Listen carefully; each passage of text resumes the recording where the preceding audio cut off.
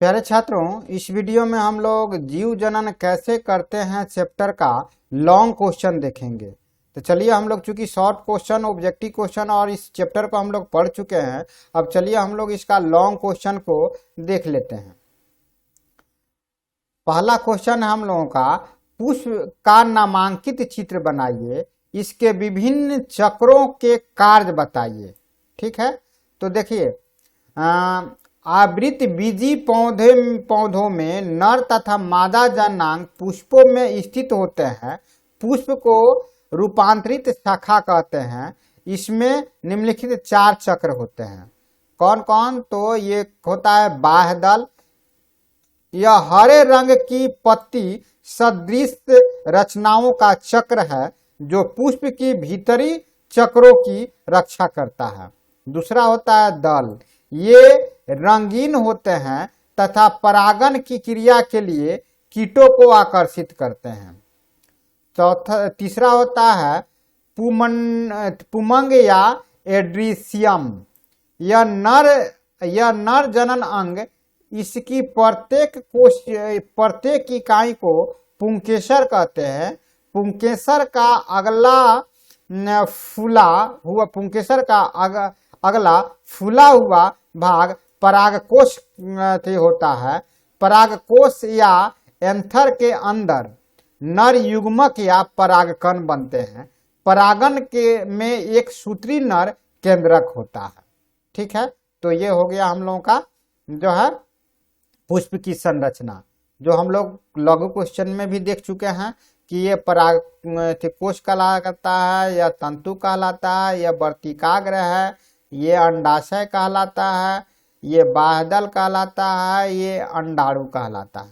ठीक है, तो जायांग जो है इंगनिशियम क्या होता है कि ये मादा जनन अंग, इसकी प्रत्येक इकाई को अंडप या काल कहते हैं। काल का निचला फूला हुआ भाग अंडाशय होता है, जिसमें बीजांड या योव्यूल होता है। बीजांड में मादा युग्मक या अंड बनता है। बीजांड से बीज बनता है। ठीक है, दूसरा क्वेश्चन है कि पुष्पी पौधों, ये जो है ना 4 भाग हो जाएगा, ये हम लोग गलती हो गया, ये 4 भाग हो गया, 3 भाग हो गया था, ये 4 भाग हो गया। पुष्पी पौधों में पराग के उपरांत निषेचन तथा बीज बनने में जनन की क्रियाओं को समझाइए, या द्विनिषेचन या निषेचनोपरांत पुष्प में होने वाले परिवर्तनों को समझाइए, या फूलों वाले पौधों में निषेचन क्रिया का सचित्र वर्णन कीजिए। परागन को परिभाषित कीजिए, या परागन की विभिन्न विधियों का वर्णन कीजिए तथा इसके महत्व को समझाइए, या परागन किसे कहते हैं, परागन के विभिन्न विधियों का केवल नाम लिखिए, या निषेचन के बाद पुष्प के विभिन्न भागों में होने वाले परिवर्तन का विस्तार पूर्वक वर्णन कीजिए। द्विनिषेचन पर टिप्पणी लिखिए, या परागन को परिभाषित कीजिए, इसके महत्व का वर्णन कीजिए। तो देखिए, पौधों में परागन से बीज निर्माण तक की अवस्थाएं लैंगिक जनन के सभी भाग पुष्प में होता है। परागकण या परागन, यह क्या होता है कि पराग कोश में परागकण बनने के बाद आवश्यक है कि परागकण के नर केंद्र मादा युग्मक यानी अंड तक पहुंचे। पुष्प के परागकोश से परागकणों के उसी पुष्प अथवा दूसरे पुष्प के किसी पुष्प के वर्तिकाग्र तक पहुंचने की क्रिया को परागन कहते हैं। जब एक पुष्प में परागकोशों से परागकण निकलकर उसी पुष्प के वर्तिकाग्र पर गिर जाते हैं तथा अंकुरित हो जाते हैं, तो वह क्रिया जो है स्वपरागन। तथा जब एक पुष्प से परागकण किसी दूसरे पुष्प यानी उसी जाति के वर्तिकाग्र पर जाते हैं, तो उसे परागण जो है परपरागन कहते हैं। इस प्रकार सभी एक लिंगी पुष्पों में परपरागन ही होता है, किंतु द्विलिंगी पुष्पों में दोनों में से किसी भी प्रकार का परागन हो सकता है। इनसे परागन इनसे पर परागन अधिक महत्वपूर्ण होता है। पर परागन में पराग कणों को एक पुष्प से दूसरे पौधे पर उपस्थित पुष्प के वर्तिकाग्र तक पहुंचाना होता है। इसके लिए किसी न किसी साधन या कारक की आवश्यकता पड़ती है। पर परागन के इन कारकों को कर्मक भी कहते हैं और ये सामान्यतः वायु, जल तथा जंतु प्रायः कीट होते हैं। इन्हीं कारकों के आधार पर परागन की विभिन्न विधियां कीट परागन, वायु परागन, जल परागन आदि होते हैं। पर परागन का अंकुरन, इसका अंकुरन कैसे होता है? पर परागन के द्वारा वर्तिकाग्र पर आए हुए पराग कण वर्तिकाग्र के तरल पदार्थों को अवशोषित कर फूल जाते हैं। उनका अंतःकवच अंकुरण छिद्र से एक नलिका के रूप में बाहर निकलता है, जिसे परागन नलिका कहते हैं। इस समय परागन का केंद्रकों वर्धी केंद्रक तथा जनन केंद्रक में विभाजित हो जाता है। वर्धी केंद्रक नलिका में आ जाता है और नलिका केंद्रक कहलाता है। जनन केंद्रक दो बराबर भागों में विभाजित होकर दो अचल नर युग्मक बनाता है, जो पराग नलिका में आ जाता है। पराग नलिका का बढ़ना और भ्रूण कोश में पहुंचना। पराग नलिका वर्तिकाग्र के ऊपर में होकर वर्तिका में पहुंचती है। इन दोनों नर युग्मकों तथा अपने सिर पर उपस्थित नलिका केंद्रक के साथ वर्तिकाग्र में नीचे की ओर बढ़ती ही रहती है। इस प्रकार पराग नलिका वर्तिकाग्र में वर्तिकाग्र से होती हुई अंडाशय में पहुंचती है और बीजांड में प्रवेश कर नर युग्मकों को भ्रूण कोश के जीव द्रव से मुक्त कर देता है। जैसे ये चित्र में आप देखिए, ठीक है। ये जो है परागकण तथा उसकी आंतरिक संरचना हो गया यह, और दूसरा यह जो हो गया कि परागन नलिका का बनना तथा एक परागन नलिका का बीजांड के अंदर होना, ये जो है उसका आंतरिक संरचना हो गया, ठीक है। तो परागकण का जो है में देखिएगा कि आंतरिक संरचना परागकण का कि ये हो गया, इसमें जनन केंद्र होते हैं, वो ये वर्धी केंद्र कहलाता है, बाह्य चोल कहलाता है, अंतःचोल कहलाता है और ये कांटे कहलाते हैं, ठीक है। जबकि परागन या पराग नलिका का में बनना में ये देखिए ये सब परागन हो गया, परागपुट हो गया, वर्तिकाग्र हो गया, पराग नलिका हो गया, पुतंतु हो गया, अंडाशय हो गया, पराग नलिका हो गया, पुंकेसर हो गया, बाह्यदल हो गया, वर्तिकाग्र पर उपस्थित परागन हो गया, परागकोश हो गया, नर युग्मक हो गया, यह वर्तिका कहलाता है, भ्रूण कोश कहलाता है, या बीजांड कहलाता है, बीजांड द्वार इसे कहते हैं और दलपत्र इसे कहते हैं, ठीक है। देखिए निषेचन जो होता है, निषेचन बीजांडों के भ्रूण कोश में प्रवेश करने के बाद पराग नलिका का शीर्ष गल जाता है तथा इसमें उपस्थित नलिका केंद्र भी लुप्त हो जाता है। दोनों नर युग्मक अब भ्रूण कोश के जीव द्रव में मुक्त हो जाते हैं और इनमें से एक अंड कोशिका में घूमकर उसे केंद्रक के साथ संलयित हो जाता है। इस प्रकार मुख्य निषेचन का क्रिया समाप्त हो जाता है। इसमें युग्मंज का निर्माण यानी जाइगोट का निर्माण होता है। यह युग्मंज आगे चलकर भ्रूण बनाता है। दूसरा नर जो है युग्मक क्या होता है कि दोनों ध्रुवीय केंद्रकों या द्विगुणिक केंद्रक के साथ संलयन करके एक त्रिगुणिक केंद्रक बनाता है, जिसे प्राथमिक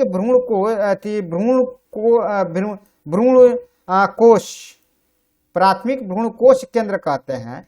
इस क्रिया को त्रिक संलयन कहते हैं। प्राथमिक भ्रूण कोश केंद्रक बार बार विभाजित हो जाता है तथा इसके फलस्वरूप सभी केंद्रकों के चारों ओर भित्तियां बन जाती है। इस प्रकार जो ऊतक बनता है उसे भ्रूणकोश कहते हैं। भ्रूणकोश में भोज्य पदार्थ एकत्रित हो जाते हैं। यह भ्रूणकोश के परिवर्धन के समय उसे पोषण प्रदान करते हैं। पोषण निषेचन होने के कारण ही आवृवीजियों में एक क्रिया द्विनिषेचन कहलाती है। निषेचन के पश्चात बीज का निर्माण जो होता है, निषेचन के पश्चात बीजांड के भीतर युग्मज से भ्रूण तथा त्रिगुणिक केंद्रक से भ्रूणकोश का निर्माण होता है। बीजांडों का आकार बढ़ जाता है। अध्यावरण सख्त होकर बीजावरण बनाते हैं। जिस स्थान पर बीजांड वृंत से जुड़ता है वहां वह चिन्ह बन जाता है जो वृंतक कहलाता है। भोज्य पदार्थ या तो बीज पत्र में या भ्रूणकोश में एकत्र होता है। पानी की मात्रा धीरे धीरे कम हो जाती है। कोमल बीजांड अब कड़ी व शुष्क रचना में बदल जाती है। धीरे धीरे बीजांड के अंदर की जैविक क्रियाएं रुक जाती है तथा भ्रूण सुषुप्तावस्था में पहुंच जाता है। अतः बीजांड जो है बीजावरण से धीरे भोजन संचित किए हुए अपना सुषुप्त भ्रूण को अपने अंदर समेटते होते हैं। इस रचना को ही हम बीज कहते हैं। अगला क्वेश्चन है कि प्रजनन क्या है। नामांकित चित्र प्रजनन क्या है। नामांकित चित्र की सहायता से नर अथवा मादा जनन तंत्र का वर्णन कीजिए। तो देखिए, जीवधारियों द्वारा लैंगिक क्रियाओं के फलस्वरूप अपने जैसी संतान की उत्पत्ति करने की क्रिया प्रजनन कहलाता है। क्या हुआ कि जीवधारियों द्वारा लैंगिक क्रियाओं के फलस्वरूप अपने जैसी संतान की उत्पत्ति करने की क्रिया प्रजनन कहलाता है।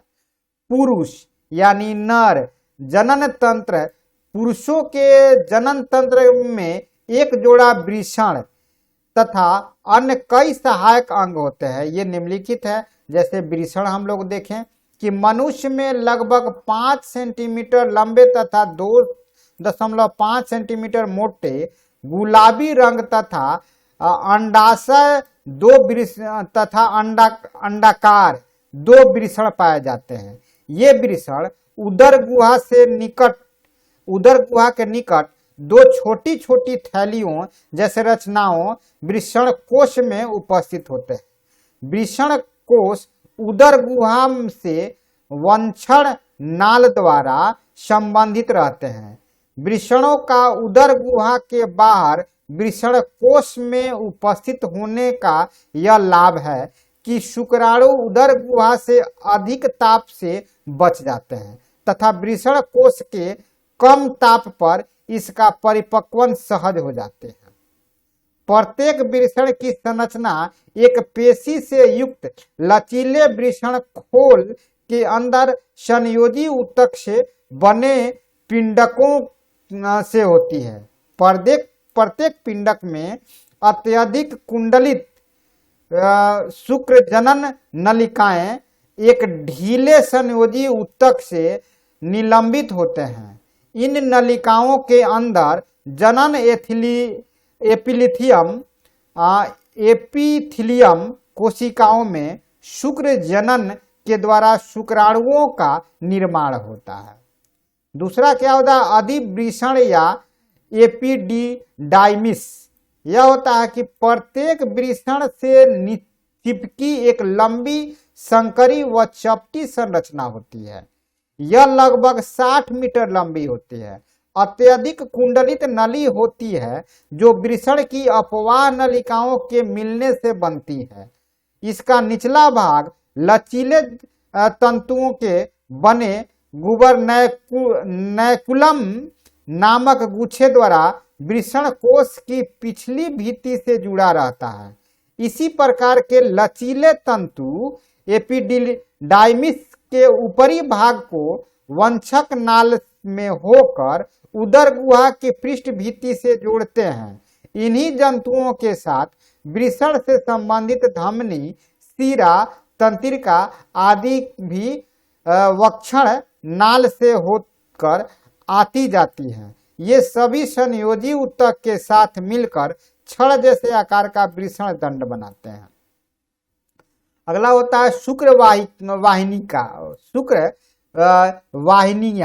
शुक्रवाहिनियां अधिवृषण के निचले पश्च भाग से लगभग 45 सेंटीमीटर लंबी शुक्रवाहिनी निकलती है। यह पहले वक्षण नाल में होकर उदर गुहा में मूत्राशय के पृष्ठ तल पर स्थित अपनी ओर की मूत्रवाहिनी पर एक फंदा बनाती है। बाद में यह नीचे मुड़कर पास में ही स्थित शुक्राशय की छोटी सी नलिका से मुड़ जाती है। अगला जो भाग है उसका शुक्राशय होता है कि ये मूत्राशय के पीछे स्थित लगभग 5 सेंटीमीटर लंबी वलित थैली के समान संरचना होती है। इनकी विभिन्नताएं इनकी भित्तियां ग्रंथिल होती है। इनमें एक हल्का पीला क्षारीय चिपचिपा व पोषक तरल स्रावित होता है। यही तरल वीर्य का अधिकांश भाग लगभग 60 भाग बनाता है, जिसमें शुक्राणु गति करते हैं। शुक्राशय के निकलने वाली छोटी सी नलिका शुक्रवाहिनी के साथ मिलकर स्खलन नलिका बनाती है, जो मूत्र मार्ग में खुलते हैं। जैसे देख लीजिए यहाँ पर यह जो है मूत्र मार्ग कहलाता, मूत्राशय कहलाता है, यह शुक्रवाहिनी कहलाता है, यहाँ मूत्रवाहिनी होता है, यह सीसन कहलाता है, सीसन, और ये वृषण या वृषण कोश कहलाता है, जिसमें बीज रहता है। यह अधिवृषण कहलाता है, यह गुदा भाग कहलाता है। प्रोटेस्टा ग्रंथि इसे कहते हैं हम। मलाशय यह होता है और शुक्राशय यह होता है। ठीक है। अगला भाग है शिश्न। यह पेशीय मैथुनांग है। शिश्न की संरचना पेशियों व रुधिर कोटरों में होता है। उसके बाद सहायक ग्रंथियां हैं। निम्नलिखित प्रमुख ग्रंथियां जनन की किसी न किसी क्रिया में सहायक करने के लिए विशेष स्राव बनाती हैं। कौन कौन है? तो उसमें प्रोटेस्ट ग्रंथि होता है। एक जोड़ा दीपालिन ग्रंथियां मूत्राशय के मूत्र मार्ग में खुलने के स्थान में लगी रहती है। इससे विशेष गंध युक्त पतला तथा दूधिया तरल स्रावित होता है। यह तरल वीर्य का लगभग 25% भाग बनाता है। काउपर ग्रंथियां, उसमें जो है काउपर ग्रंथियां एक जोड़ा फ्लास्क के आकार की ये ग्रंथियां मूत्र मार्ग के शीर्ष में प्रवेश के स्थान पर खुलती है, जिनसे निकलने वाली स्राव उल्लेस्मी तथा क्षारीय है। यह वीर्य के साथ मिलकर मार्ग को चिकना बनाता है तथा अम्लता को नष्ट करता है। वीर्य तथा उसके कार्य यह पुरुष में जननांगों के परिपक्वन के बाद बनने वाला एक सफेद तरल पदार्थ है। इसी तरल पदार्थ में शुक्राणु श्लेष्मक तथा नर जननांगों में उपस्थित सहायक ग्रंथियों का स्राव होता है। यह शुक्राणुओं का पोषण करता है। यह एक तरल माध्यम का कार्य करता है, जिससे शुक्राणु सुरक्षित स्थानांतरित हो सके। मनुष्य में शुक्राणु जो है, शुक्राणु एक विशिष्ट जो है दीर्घित पुच्छयुक्त कोशिका है, जो पोषक तरल वीर्य में रहता है। यह नर युग्मक है। वीर्य में सहयोत्री की संख्या में शुक्राणु होते हैं। ठीक है। तो इस तरह से हम लोगों का जो है इस चैप्टर नंबर 8 का जीव जनन कैसे करते हैं का हम लोगों का लॉन्ग क्वेश्चन भी हम लोग देख लिए। अब हम लोग अगला चैप्टर देखेंगे।